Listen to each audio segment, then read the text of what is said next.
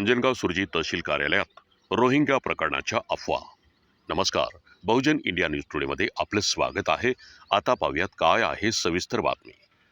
अमरावती जिल्ह्यात अंजनगाव सुरजी तहसील कार्यालयात जन्म नोंदीची रोहिंग्या बांगलादेशी नागरिकांची नोंद झाल्याच्या चर्चा संपूर्ण गाजत असताना याबाबत भारतीय जनता पार्टीचे किरीट सोमाई यांनी खळबळजनक आरोप एका वृत्तवाहिनीवर केला। त्या बातमीने संपूर्ण महाराष्ट्रभर खळबळ निर्माण झाली आहे। याबाबतची माहिती आमच्या प्रतिनिधीने घेतली असता अंजनगाव सुरजी जिल्हा अमरावती कार्यालयात कोणतेही रोहिंग्याची नोंद नसल्याचे आढळून आले आहे।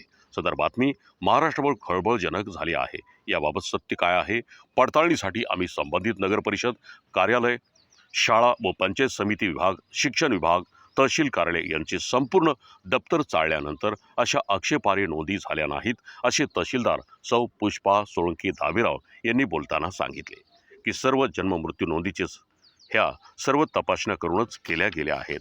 महाराष्ट्रभर असणाऱ्या रहिवाशांच्या नोंदी झाल्या आहेत, त्यामुळे यांनी या बातमीला बदनामीसाठी प्रकाशित केलेले वृत्त आहे असे म्हटले आहे। केलेले आरोप हे सर्व बिनबुडाचे आहेत, यामध्ये कुठेही सत्यता नाही। मालेगाव असा उल्लेख असावा म्हणून अंजनगाव असा उल्लेख झाला असेल। नागरिकांनी अंजनगाव हे गाव गृहीत धरून दिवसभर तहसील कार्यालयात पत्रकारांची माहितीकरिता मोठी गर्दी यावेळी बघायला मिळाली। त्यामुळे अंजनगाव सुरजी अमरावती जिल्ह्यात चर्चेला उधाण आले आहे।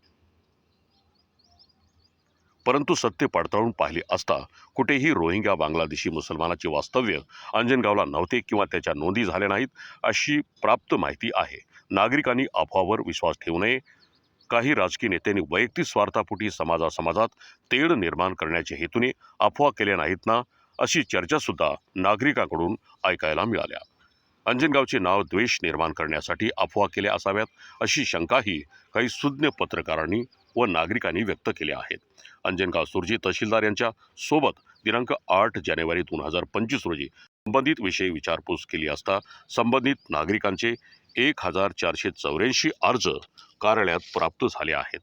त्यामध्ये 915 प्रलंबित अर्ज आहेत, तर मुस्लिम 485, हिंदू 84 आणि कार्यालयामार्फत वितरित दाखले 569 असल्याचे तहसीलदार पुष्पा सोळंके यांनी यावेळेला सांगितले।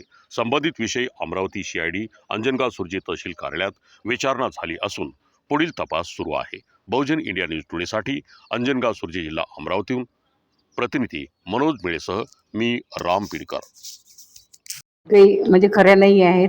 माझ्याकडे जे अर्जदार आले अर्ज घेऊन जन्म मृत्यूच्या नोंदीबाबतचे, तर अर्जदारांकडून मी पूर्तता करून अर्जासोबत आधार कार्डची झेरॉक्स आणि ग्रामपंचायतचे नाहरकत प्रमाणपत्र नोंद नसल्याचे, शहराचं असेल तर नगरपालिकेचे नोंद नसल्याचे प्रमाणपत्र, तसेच पेपर प्रसिद्धी आणि 100 रुपयाच्या स्टॅम्प पेपरवर त्यांचं प्रतिज्ञापत्र आणि त्यांचं बयान असे प्रोसिजर करूनच आम्ही नियमानुसार आदेश वाटप केलेले आहेत। याच्यामध्ये कोणताही गैरप्रकार किंवा चूक झालेली नाही आहे। जे आहे ते रीतसर योग्य आदेश वाटप केलेले आहेत। आपल्याकडे किती आतापर्यंत अर्ज प्राप्त झाले? माझ्याकडे आतापर्यंत पूर्ण अर्ज 1485 जवळपास अर्ज माझ्याकडे आलेले आहेत। त्यापैकी मी 569 अर्जांवर आदेश केलेले आहेत। त्यामध्ये 485 मुस्लिम आहेत आणि 84 हिंदू आहेत। असे 569 अर्ज जे आहेत त्याचे आदेश तयार केले आणि उर्वरित जे 900 950 जवळपास अर्ज आहेत ते पेंडिंगमध्ये त्रुटीमध्ये आहेत। जे काही सध्या चर्चा चालू आहे की याबद्दल आपण काय म्हणणार? नाही, ही जी चर्चा चालू आहे ही चुकीची आहे। असा कोणताही गैरप्रकार घडलेला नाही आहे। रीतसरच आदेश वाटप केलेले आहेत।